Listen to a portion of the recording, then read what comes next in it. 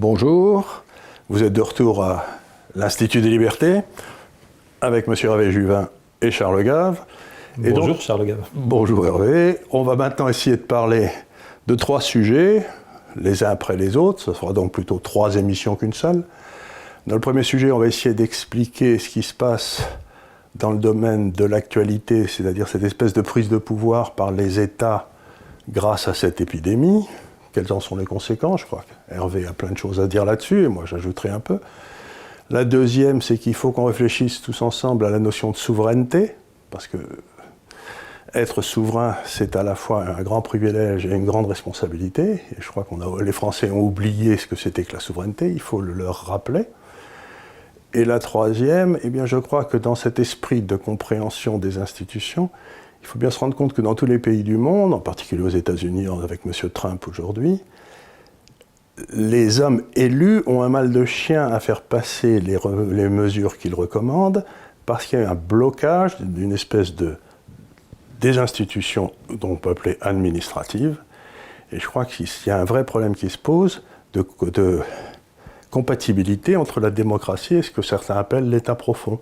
C'est-à-dire à partir de quel moment le blocage des institutions par des gens non élus devient-il non démocratique? Donc je crois que c'est 3 sujets différents et qu'il faut attaquer de front parce que sans ça on ne se sortira pas des problèmes dans lesquels on est. Donc commençons par le premier sujet qui est donc celui de la situation actuelle et j'aimerais qu'Hervé nous explique comment il a vécu ça en tant que député européen, ce qui s'est passé et tout, parce que j'ai l'impression qu'il y a eu un coup d'État dans le fond, sur nos libertés individuelles. Je ne sais pas si je parlerai de coup d'État.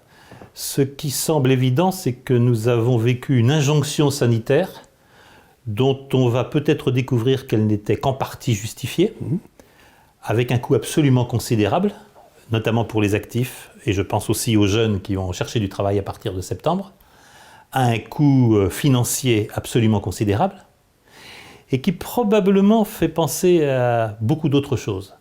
J'ai en mémoire les pères fondateurs des États-Unis, les Washington, les Madison, les Jefferson, qui disaient que la démocratie ne survivrait pas à la concentration des pouvoirs par des banques centrales, par des institutions non élues, ou par un État qui se mêlerait de tout, par exemple de la marche de l'économie, et par exemple de la santé des individus. Et il me semble que c'est un peu ce à quoi nous avons assisté. Alors vous qui êtes présents sur les marchés, oui, vous qui savez ce que signifie gérer de l'argent, la situation à laquelle on assiste est absolument incroyable. On l'aurait prévu il y a 5 ans ou 10 ans, on aurait pensé qu'on était fous. En 3 mots, en fait, les États prennent le contrôle de l'économie et nationalisent de fait les entreprises qui se portent mal.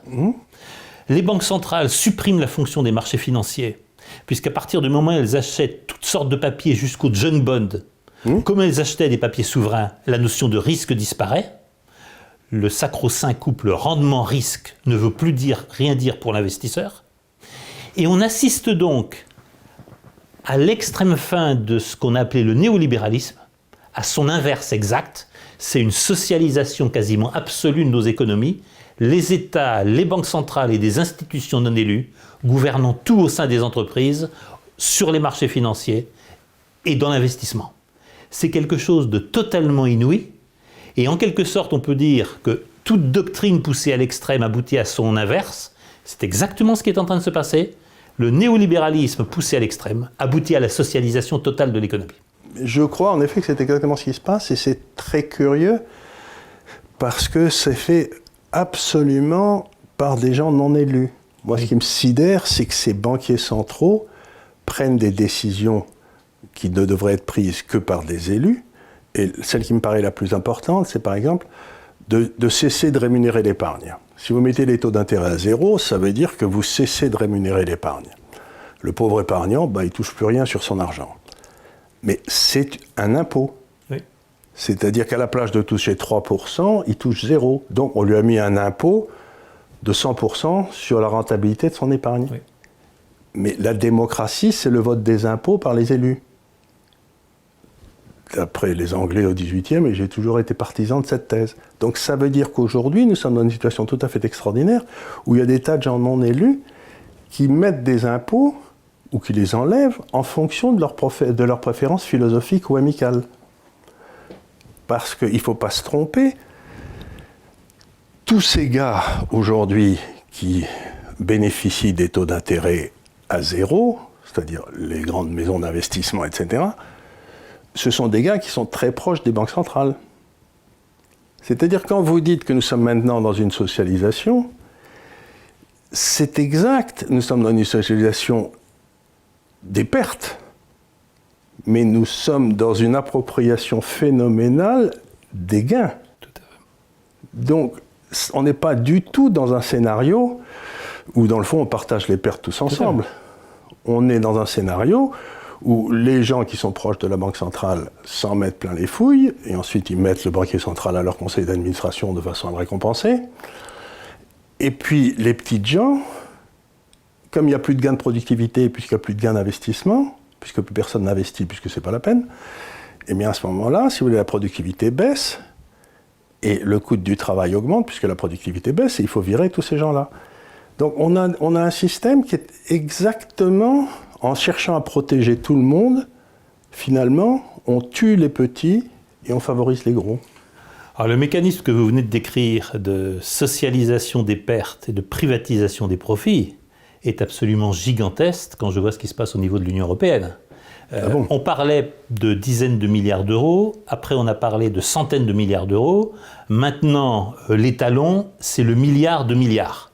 On a vu la présidente de la Commission, Ursula von der Leyen, se féliciter qu'en gros elle mettait sur la table 2400 milliards, dont 750 milliards d'euros de nouvel argent sorti d'où pour la Next Generation, c'est beaucoup plus chic de le dire en anglais, quel boulet au pied de la nouvelle génération.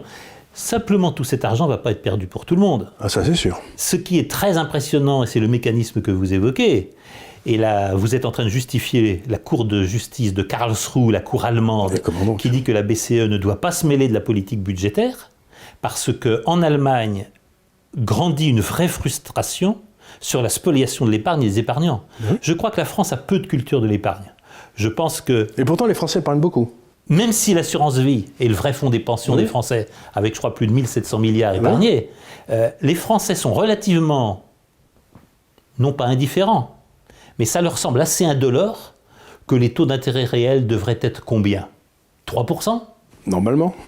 Avec les taux d'intérêt réels actuels, je me suis livré à quelques calculs, c'est plusieurs dizaines de milliards d'euros qui ne sont pas versés aux épargnants français, alors qu'ils leur seraient dus. Ça, c'est la manipulation monétaire de la BCE. Et c'est un impôt. Elle arrange bien les États endettés, elle est catastrophique pour les épargnants. Et vous avez raison, c'est un impôt qui en quelque sorte vient remplacer l'impôt constitué l'inflation. L'inflation endormait tout doucement les rentiers dont le patrimoine s'affaissait.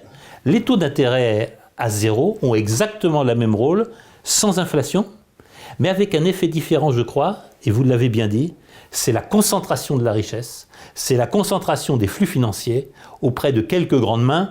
Et si je me permets d'être un peu mauvaise langue, le fait que l'ancien patron de la BCE vienne de Goldman Sachs et que l'ancien président de la Commission européenne, M. Barroso, soit allé à Goldman Sachs éclaire assez singulièrement la pratique de la porte tournante, la revolving doors, qui existe entre les institutions européennes et les grandes institutions privées, banques d'affaires et banques internationales. Oui, là je suis absolument d'accord. Et ce que les gens ne comprennent pas, vous savez, c'est que par exemple les 1700 milliards que vous avez mentionnés d'assurance vie en France, c'est-à-dire pour chaque 1%, il y avait 17 milliards qui allaient dans les poches des Français qui pouvaient consommer comme ils voulaient. Tout à fait.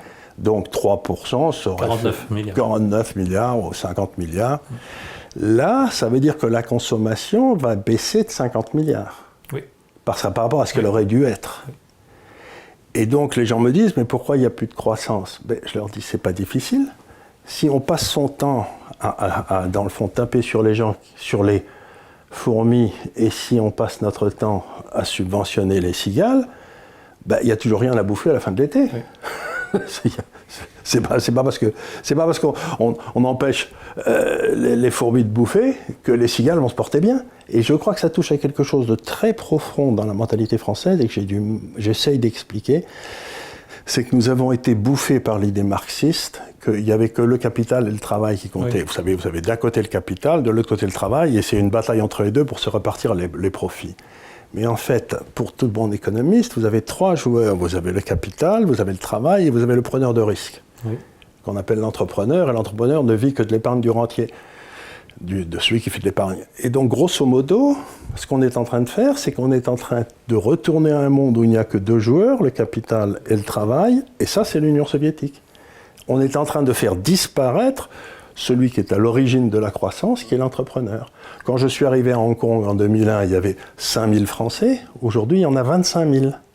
C'est-à-dire qu'il y a plus de Français que d'Anglais à Hong Kong aujourd'hui, qui sont tous des entrepreneurs, qui sont barrés de France parce qu'ils ne supportaient pas de ne pas pouvoir vivre comme ils voulaient, et librement, et de se développer.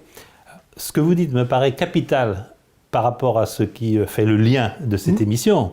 C'est la soviétisation rampante de nos économies. Voilà. Parce que la figure de l'entrepreneur disparaît avec le rapport rendement-risque. Exactement. Finalement, qu'est-ce qui fait l'entrepreneur ? Et l'arbitre ? Comme vous l'avez dit, c'est l'arbitrage entre le rendement et le risque. À partir du moment où les banques centrales font disparaître cet arbitrage, la fonction d'entrepreneur disparaît.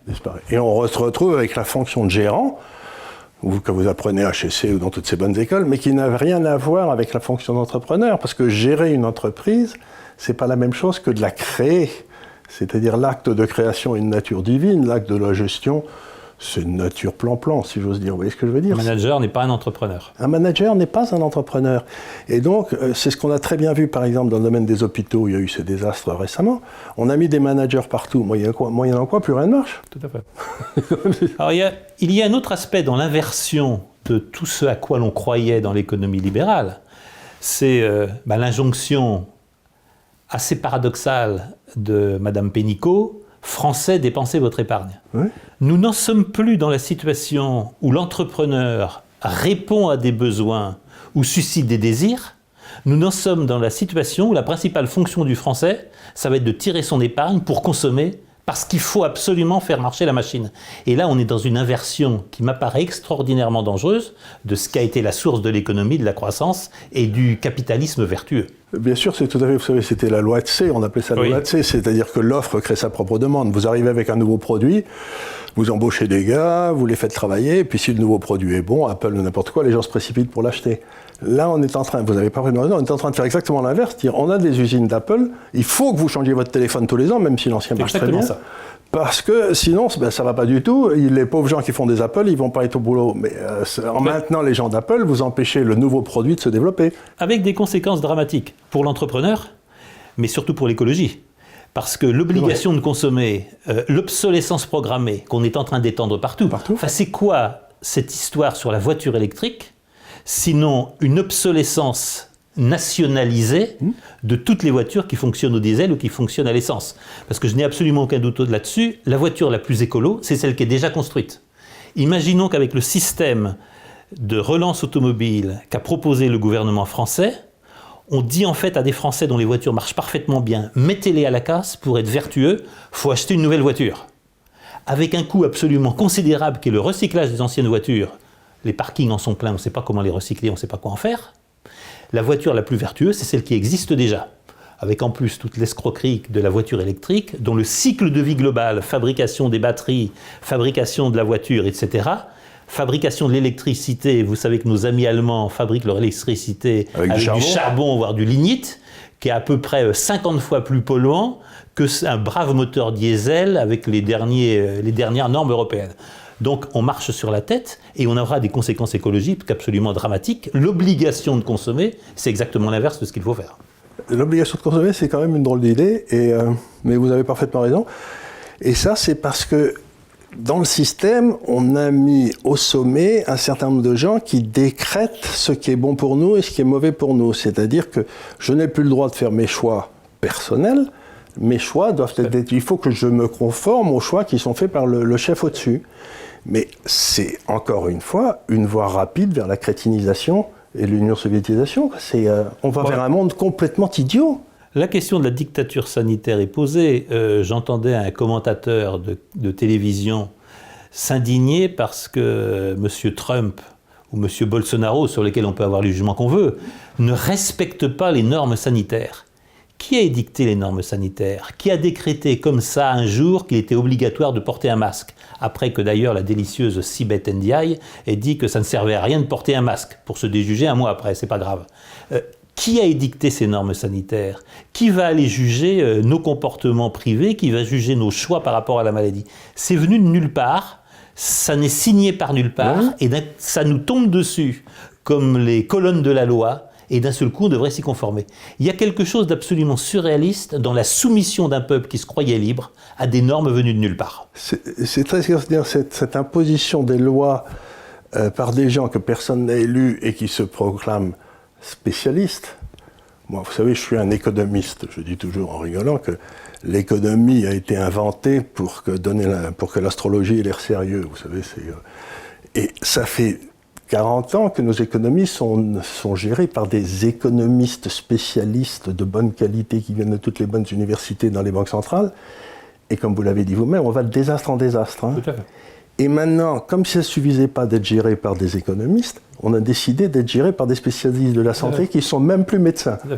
Donc, si vous voulez, on est en train de tomber sous la dictature d'une technostructure dont personne ne sait d'où elle vient et pourquoi elle est là, mais ce qui nous amènera au troisième sujet, parce que je crois qu'on va clôturer le premier sujet, puis on passera au deuxième après, mais je crois que cette question de la prise de contrôle par des gens que personne n'a élus de la fonction de réglementation, de régulation, est une question essentielle à la démocratie. Que vous retrouvez dans la prolifération des autorités indépendantes et de tous ces gens qui s'investissent eux-mêmes d'une autorité sur la chose publique sans avoir été élus, sans avoir été débattus et sans en fait aucune légitimité démocratique. Mais absolument.